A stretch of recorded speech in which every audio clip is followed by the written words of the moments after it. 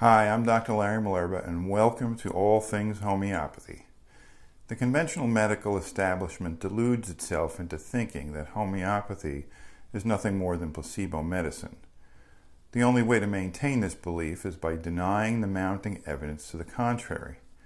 In addition to clinical evidence and research trials in support of homeopathy, there's also a vast trove of historical evidence that cannot be denied. Nevertheless, homeopathy tends to be written off as an outdated and unscientific therapy, but nothing could be further from the truth. In this episode, I've gathered together some amazing historical facts regarding homeopathy's ability to successfully treat epidemic diseases. It's important to understand that successful homeopathic prescribing is not based on the name of a disease or the name of the bug that is causing the disease. It's based on the symptom pattern of the sick person. So while new viruses and bacteria will always be on the horizon, human symptoms will remain the same as they have ever been. And there's a homeopathic remedy for just about every symptom pattern that you can imagine. It's high time that everyone finds out about the world's best kept medical secret. You be the judge. Okay, so first up I'll talk about typhus, which is an infectious disease characterized by a rash, headache, fever, and oftentimes delirium. Historically, typhus has a high mortality rate during wars and famines. Although not transmittable, people are at risk during an outbreak from disease-carrying fleas, lice, and mites.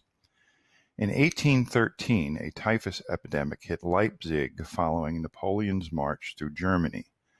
Allopathic mortality rates at the time were higher than 30%, but amazingly, Dr. Hahnemann himself, the founder of homeopathy, used his new therapy to treat 180 typhus cases, and he lost only 2 patients. That's 1.1%. This chart from Dr. Thomas L. Bradford's book, The Logic of Figures, published in 1900, gives comparative data from a typhus outbreak in Vienna, Austria. It reveals that the typhus death toll from 1850 to 1853 in Vienna's homeopathic hospital was essentially half that of the local allopathic hospital.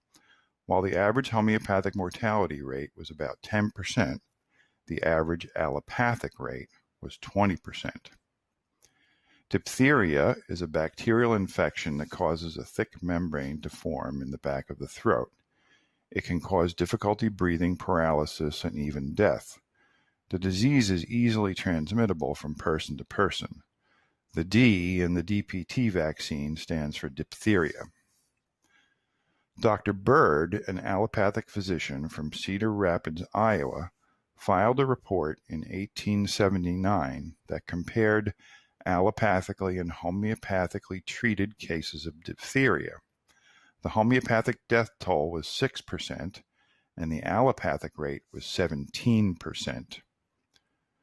Medical records from Broome County, New York, from 1862 to 1864, reveal a dramatic difference in diphtheria cases treated by allopathic and homeopathic physicians. While there was an 83% allopathic mortality rate, the mortality rate among diphtheria cases treated by homeopaths was only 16%. Naturally occurring variola, or smallpox, is considered to have been fully eradicated since about 1980.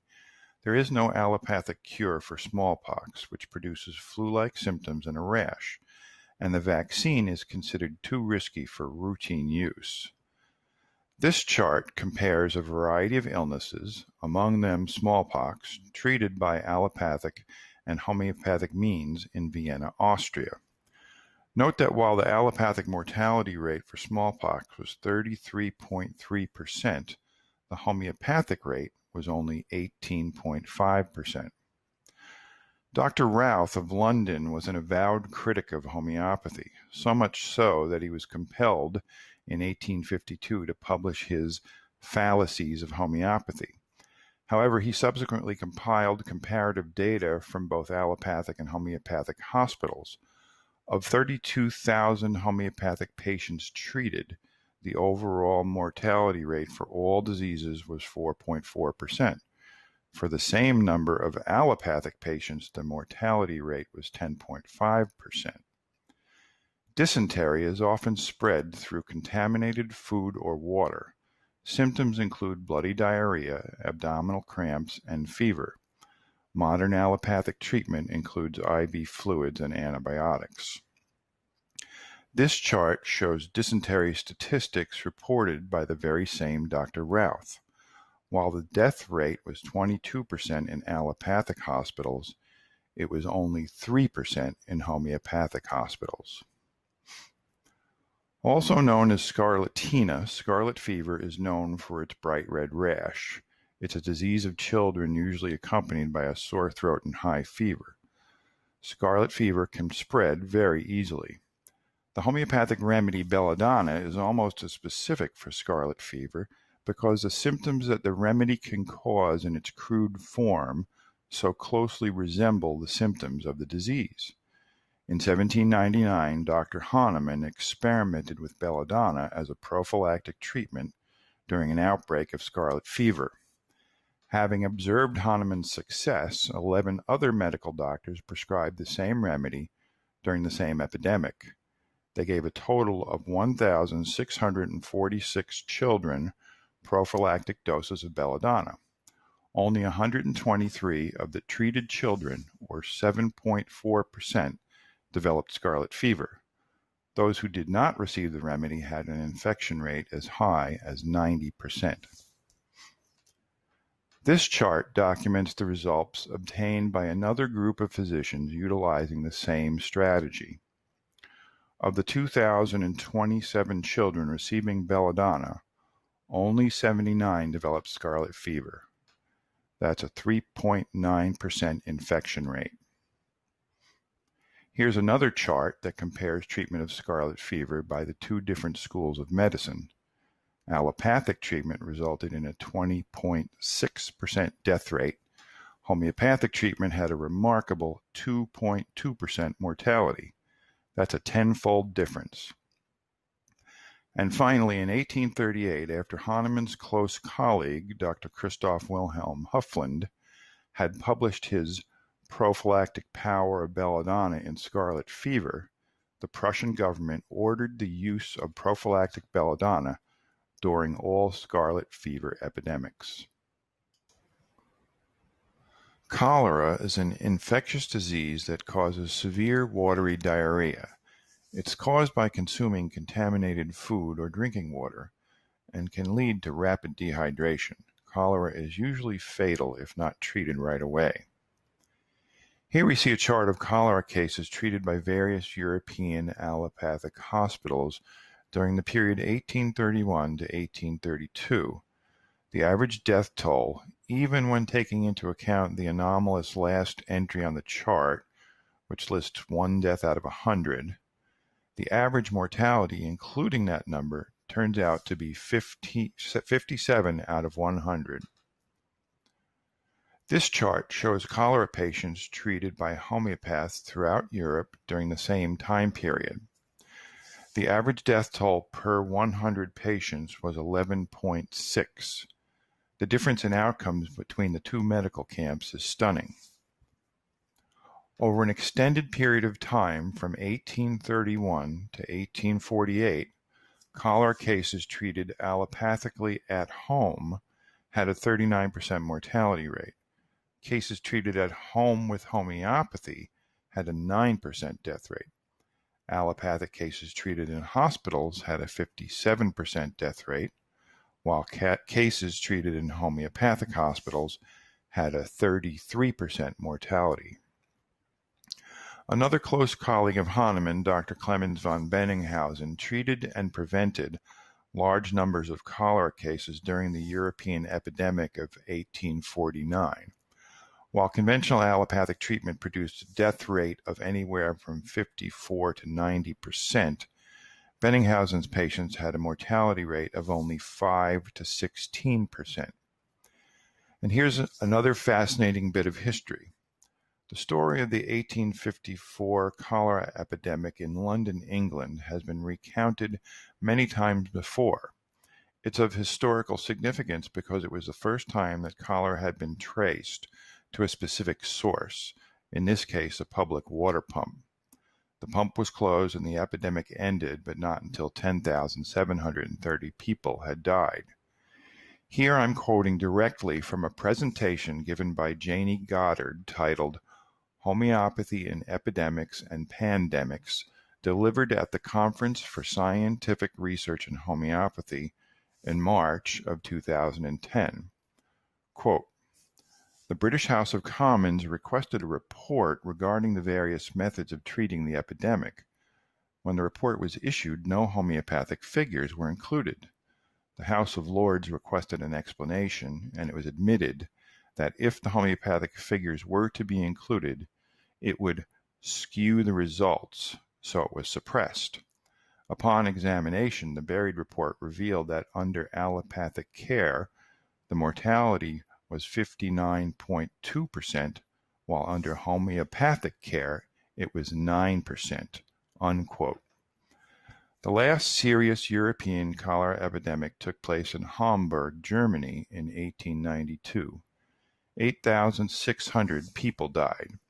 As with all previous outbreaks, the homeopathic recovery rate was superior to the allopathic rate.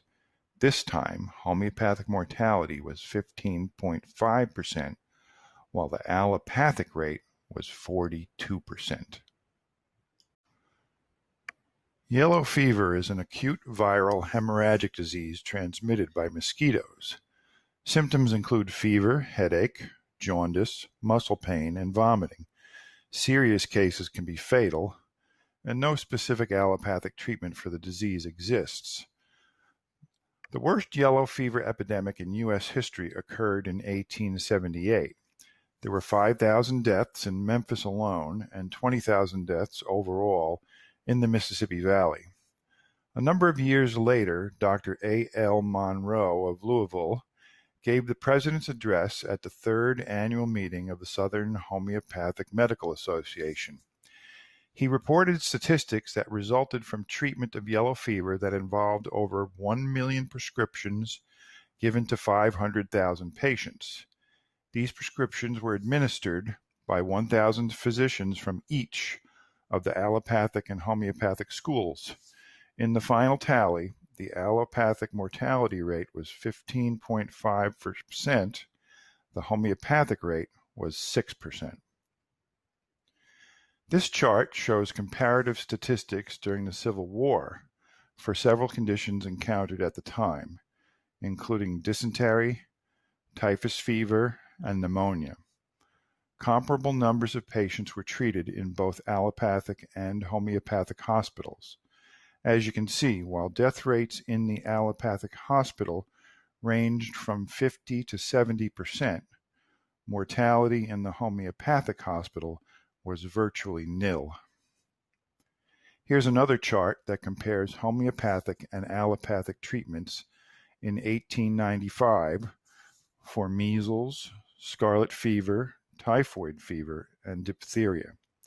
Again, we see the results from homeopathic treatment are clearly more favorable. And in this chart, we see comparative statistics from Broome County, New York. The results of allopathic and homeopathic treatments for diphtheria, pneumonia, dysentery, and croup were recorded from 1862 to 1864. The differences in mortality rates are staggering. For diphtheria, the rates were 83% and 16% in favor of the homeopathic camp. For dysentery, it was similarly 78% versus 22%. For croup, the allopathic mortality rate was 78%, while the homeopathic rate was only 21%. And for pneumonia, it was 91% to 8%, again in favor of homeopathy. And speaking of pneumonia, while pneumonia is not typically an epidemic disease, the ultimate cause of death resulting from some epidemic diseases is often attributed to pneumonia. This happened to be the case in the Great Spanish Flu pandemic of 1918. The outbreak was one of the worst in human history, with estimates of up to 50 million deaths worldwide and with 675,000 deaths in the United States alone. The source of the outbreak is still debated today, and those who have studied homeopathy are acutely aware of how history is written by the victors, which is why when you read modern accounts of the 1918 pandemic, homeopathy is almost never mentioned. Now, homeopathy was much more popular back then than it is now, at least in the United States. There were 100 U.S. homeopathic hospitals and many more outpatient clinics. And although there is a good bit of documentation regarding homeopathic treatment of the Spanish flu, conventional medical historians have made sure that you would never know about that. So let's take a look at some of that forbidden history. But before we do, I will remind you that homeopathy has an extraordinary historical record of success in treating both the flu and pneumonia. The pandemic of 1918 turned out to be a deadly combination of the two. In 1920, Dr. W. A. Dewey published a paper in the Journal of the American Institute of Homeopathy documenting the experiences of his fellow homeopathic physicians in dealing with the pandemic. For example, 30 homeopathic physicians from Connecticut reported a total of 6,602 cases treated, with total deaths numbering 55, which is a mortality rate of less than 1%. Dr. Herbert A. Roberts treated 81 soldiers on a military transport ship. They all survived. But Roberts knew of another ship that lost 31 men, none of whom were treated with homeopathy. Dr. Frank Weiland of Chicago reported treating 8,000 patients with only a single death. The only homeopathic remedy that he used was gelsemium. The Homeopathic Medical Society of the District of Columbia reported 1,500 cases with only 15 deaths. Again, that's 1%. Dr. McCann of Dayton, Ohio, reported treating 1,000 cases without a single loss of life. Numerous homeopathic physicians made the same observation, which was that their allopathic colleagues were relying heavily on aspirin as their primary therapeutic treatment. The results were not good. Dr. W. A. Pearson, Dean of Hahnemann Medical College in Philadelphia, reported a tally of 26,795 cases treated by homeopathic physicians at his venerable institution. The final mortality rate was calculated to be 1.05%. In contrast to the homeopathic statistics, the mortality rate of patients under allopathic care was sometimes as high as 30%. As you can see, homeopathy's track record in treating epidemic disease is unparalleled. The facts are as clear as day. Homeopathy is a timeless therapy that works just as well today as it did in bygone times. Please help the world learn about the healing power of homeopathic medicine by liking and sharing this video. Thanks for watching, and be sure to tune in again to the next episode of All Things Homeopathy.